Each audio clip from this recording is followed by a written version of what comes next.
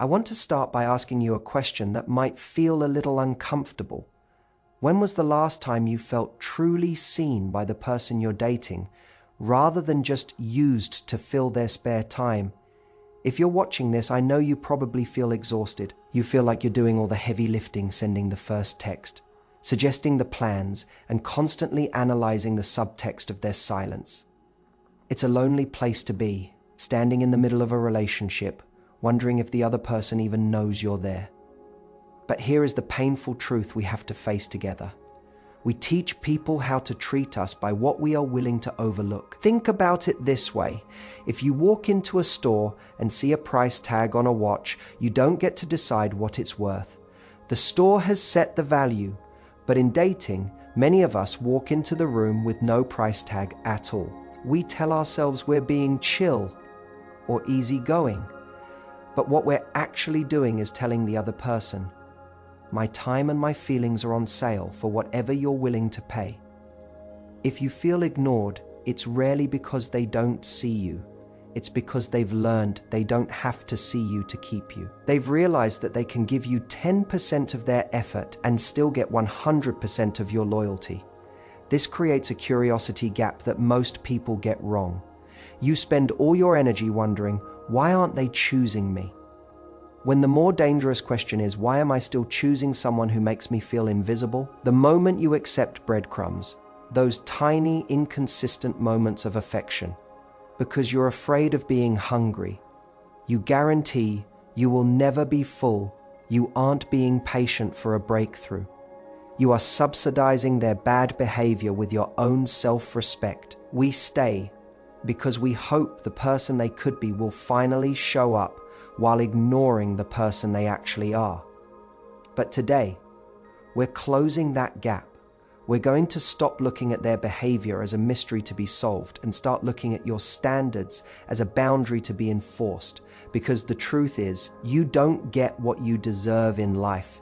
You get what you tolerate. To understand why we allow our boundaries to be stepped on, we have to look past the modern dating apps and the ghosting culture and look inward at a perspective that has existed for thousands of years. I want you to imagine a famous Zen story about a scholar who went to visit a wise master. The scholar was successful, intelligent, and full of his own opinions. As the master began to serve tea, he poured it into the scholar's cup, and then he just kept pouring. The tea spilled over the rim, flooded the saucer, and began dripping onto the floor. The scholar shouted, "Stop! The cup is full! No more will go in!" The master looked at him and said, "Like this cup, you are full of your own desires and expectations. How can I show you the truth unless you first empty your cup?" Think about your life as that cup right now. It is overflowing with the desire for someone else's validation. It is so full of the need for them to text you back, the need for them to find you attractive, and the need for them to choose you, that there is actually no room left for your own peace to sit. We think that by being full of someone else, we are being loving.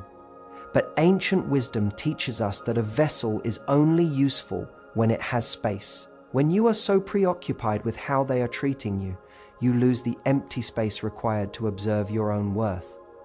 There is a philosophical concept called the Dharma of self-protection. In many Eastern traditions, a boundary isn't viewed as a weapon or a wall designed to shut people out.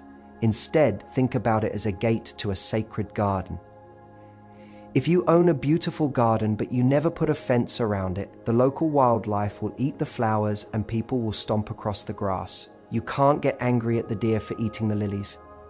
That's just what deer do. You have to get honest with yourself about why you left the gate wide open when you allow someone to disrespect your time or ignore your needs.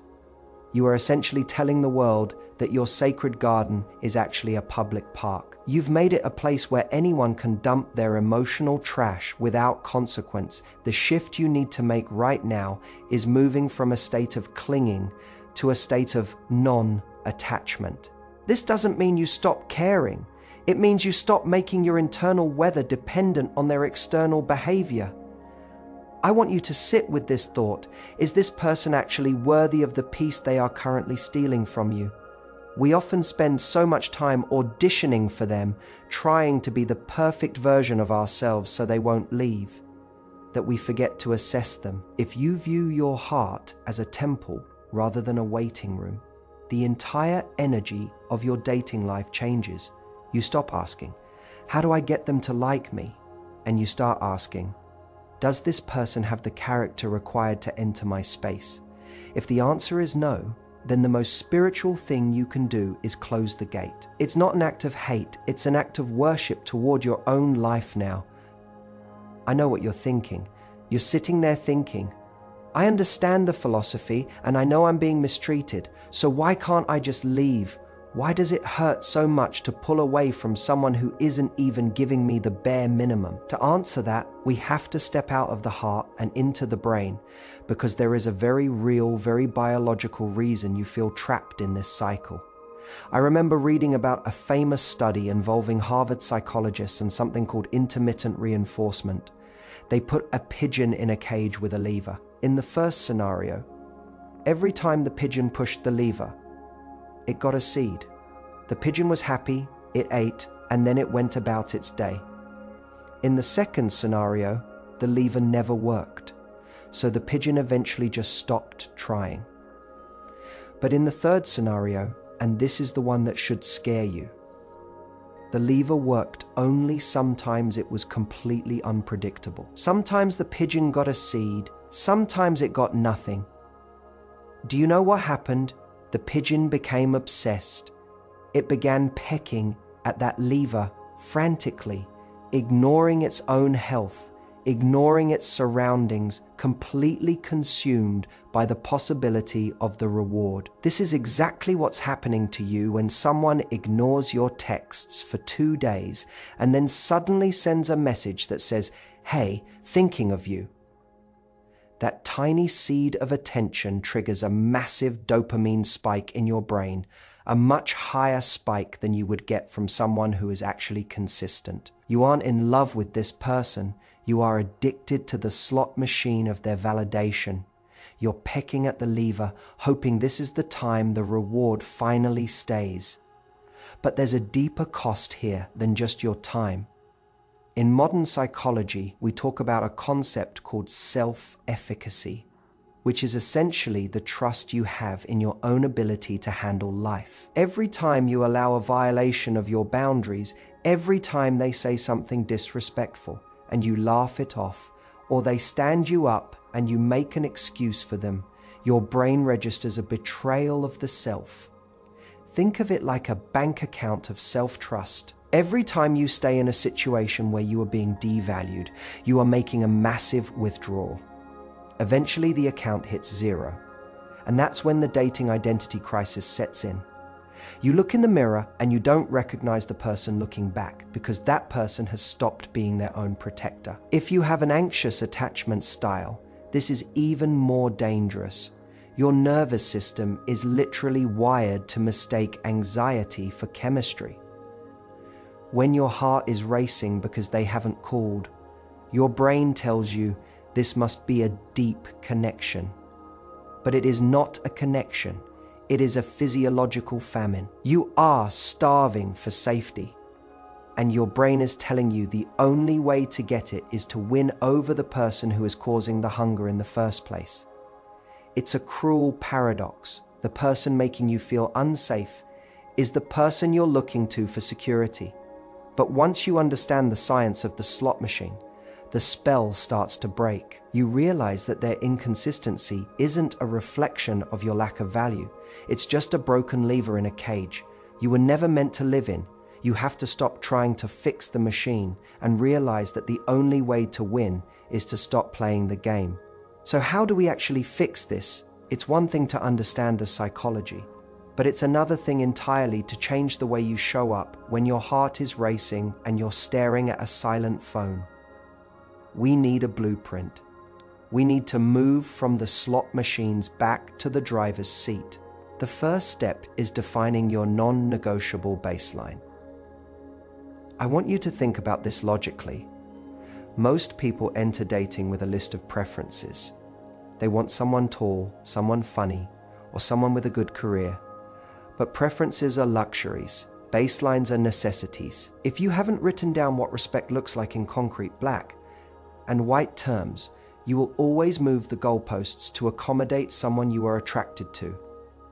Your baseline might be, I do not date people who disappear for 48 hours without a word, or I do not accept last-minute invites to their house as a first date. Write it down. When it's on paper, it stops being a vague feeling and starts being a contract with yourself. Once you have your baseline, you have to master the low-volume confrontation. One of the biggest mistakes I see is people waiting until they are absolutely boiling with resentment to finally say something. By then, it comes out as an explosion, which allows the other person to label you as crazy or dramatic and ignore the actual issue. Think about it this way. If a smoke alarm goes off at the first sign of a spark, the house stays standing.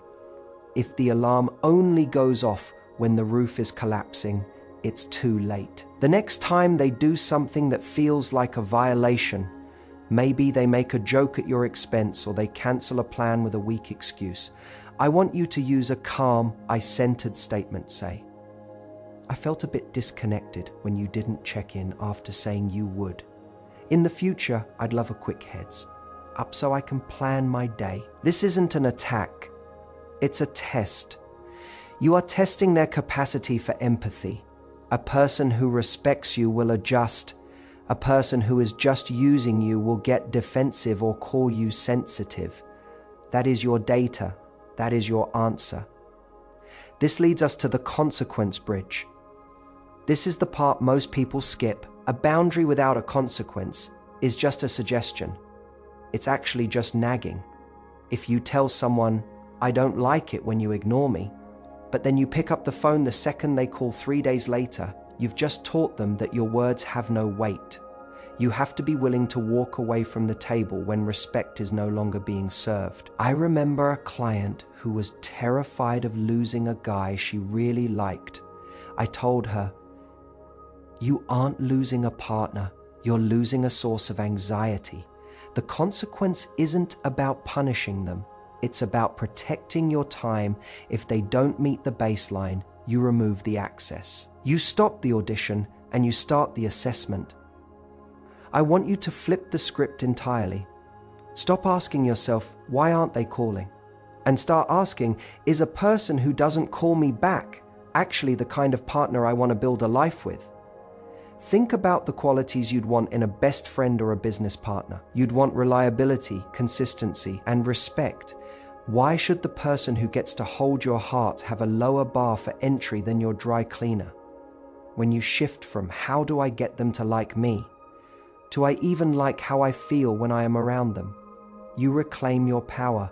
Finally, I want to give you the 24 or self-honor rule. For the next 24 hours, I want you to make every single decision, from what you eat for lunch to how you respond to a text, based entirely on your own comfort and values, rather than someone else's approval.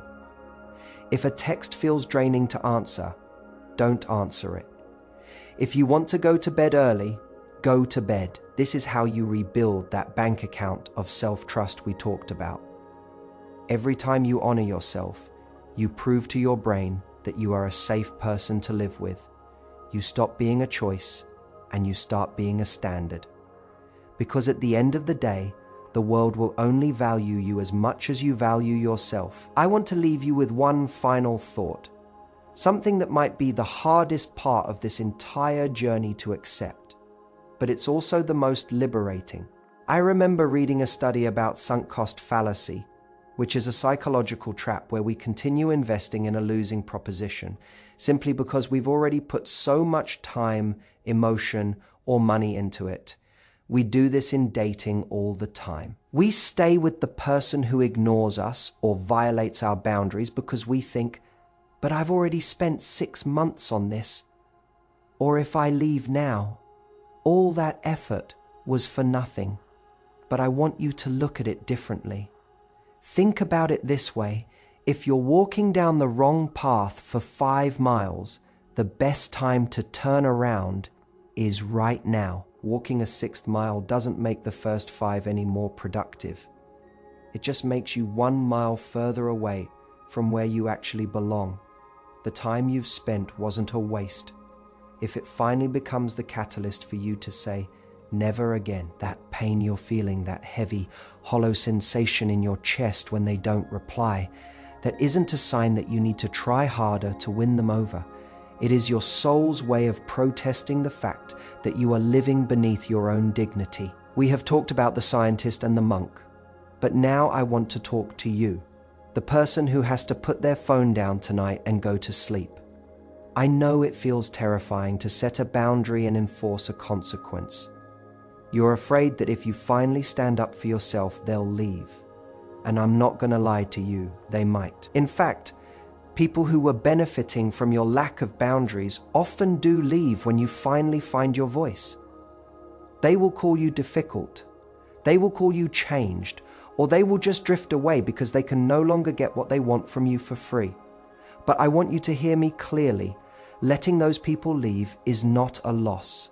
It is a massive life-altering win. You are clearing the debris out of your sacred garden so that something healthy can actually grow there. You cannot find the person who will cherish you and respect you as a standard if your hands are constantly full of the breadcrumbs someone else is dropping. There is a profound psychological shift that happens when you stop being a manager of other people's perceptions and start being a guardian of your own peace. When you stop wondering, do they like me? And start asking, is this person bringing peace or chaos into my life? Your body actually begins to heal. Your nervous system stops being in a constant state of fight or flight. You stop checking your phone every 3 minutes because you've decided that your worth isn't tied to a notification. You realize that the most important relationship in your life isn't the one you are trying to build with a stranger on an app. It's the one you're rebuilding with yourself. I want you to take a deep breath and acknowledge how much strength it took to even watch this today. It takes courage to admit that the way you've been dating isn't working. It takes courage to realize that you've been settling for less than you deserve. But the fact that you're here, looking for a better way, means that the part of you that knows your own value is still alive. It's just been waiting for you to catch up. So, here is your challenge. Starting today, I want you to stop auditioning. I want you to stop performing. I want you to take all that incredible energy you've been using to try and earn love from people who are incapable of giving it, and I want you to turn it inward. Use that energy to build a life so beautiful, so grounded, and so full of self-respect that anyone who wants to be a part of it has to prove they are worthy of the cost of admission. You are not a backup plan. You are not a maybe. You are a person with a finite amount of time on this earth, and your heart is a precious resource. Stop giving it away to people who treat it like it's disposable. The moment you decide you are a standard and not an option, the entire world changes its tune. It won't happen overnight, but it will happen the moment you decide that being alone is 1,000 times better than being with someone who makes you feel alone. You've got this, and I'm right here with you. If this resonated with you, I want you to do one small thing for yourself right now. Write down one non-negotiable baseline in the comments or in your notes. Declare it, own it, and let that be the first step toward the respect you've always deserved.